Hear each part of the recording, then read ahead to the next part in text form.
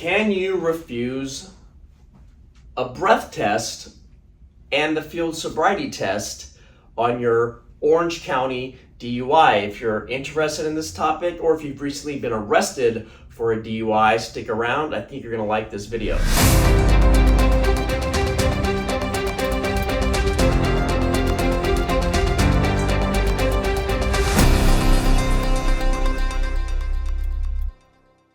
My name is Dod. I've been a criminal defense attorney since 2004. I practice exclusively criminal defense. Now, people always ask me, well, Dod, why do you only practice criminal defense? And the answer is very simple, because in any criminal case, the consequences are so severe that I have to only practice criminal defense because I owe that to my client. That's why I only practice criminal defense. Again, my name is Dod. My firm is Dod Law. We have an office in Santa Ana, in San Diego, and in Vista. Today we're going to talk about, can you refuse a breath test or field sobriety test in your Orange County DUI case? Now, this applies all around the state of California, but we're going to specifically talk about a DUI case if you've recently been arrested, or if you're interested in this topic and you have a DUI court case coming up in Fullerton, in Westminster, in Santa Ana, or at the Harbor Justice Center in Newport. We're going to talk about, can you refuse the breath test? Can you refuse the field sobriety test? Now look, I advise all my clients never, ever to do the field sobriety test. Why? Because the field sobriety test, they're even hard for the average person to perform when you're sober, right? So the three major field sobriety tests they do, the battery of field sobriety tests, they do the one leg stand, the walk and turn test, and then they do a horizontal gaze nystagmus test. Now, look, when you're stressed out, you're pulled over by the police, they have their flashlight on, they're in full police uniform, they have their gun in their holster, they have their badge, they have the police lights behind you with the red and whites flashing, and you're on the side of the road and it's dark and it's cold and all these cars are whizzing by. Who's going to pass those field sobriety tests? It's almost impossible to stand on the side of the road when you're stressed out and an officer is shining the light on you with the lights and all these cars whizzing by for you to walk in a straight line.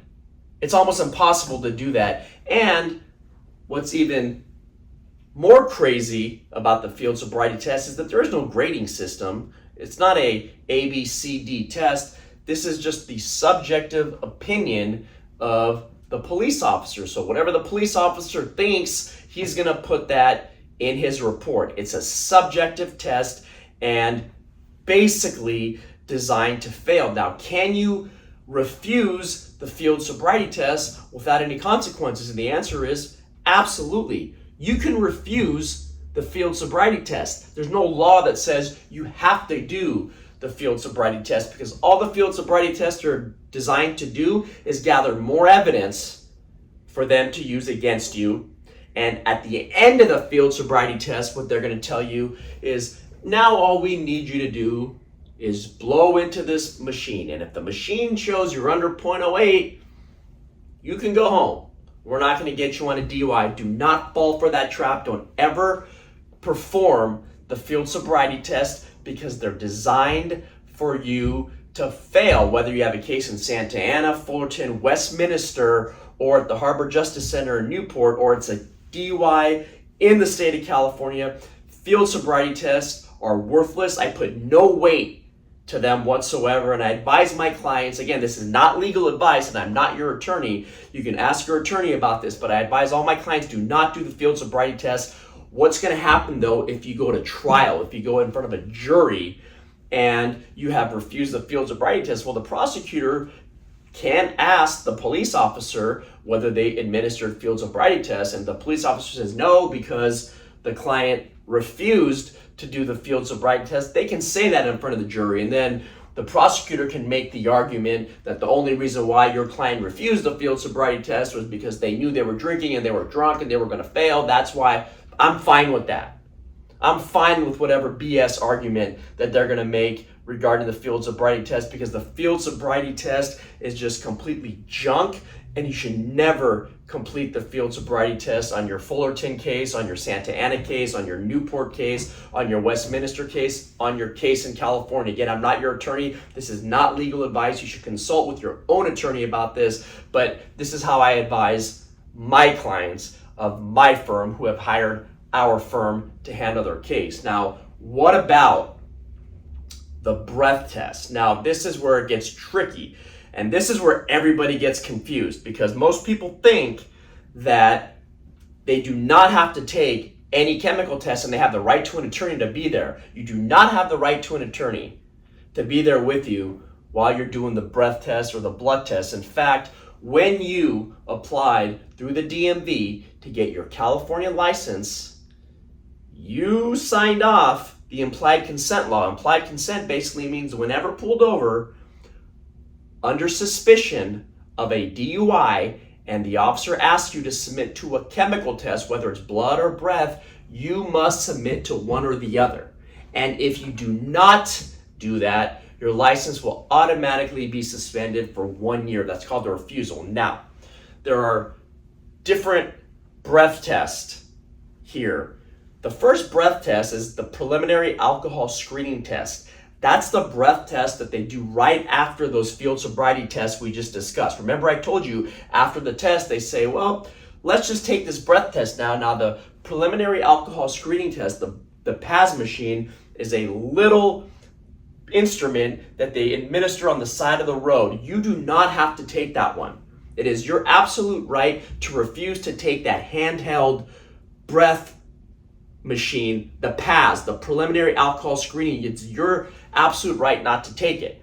But you have to either do a blood test or you have to do the breath test when you go to the station. Sometimes the officers even have the breath instrument, not the handheld one, but the Intoxilyzer 5000. And you'll know, because it's a pretty big machine, if they have the Intoxilyzer, then you have to take that. Or if you go to the station, you have to take the blood test. So don't get confused that your right to remain silent and your right to a lawyer attaches to your right not to take a blood or breath test, because under California's implied consent law, if you're pulled over, you must take either a breath test or a blood test, not the preliminary alcohol screening test on the side of the road, not the little handheld one, but you have to take either the blood or the breath. What happens if you don't? Here in California, if it's your Santa Ana case, your Fullerton case, your Newport case, your Westminster case, anywhere in California, if you refuse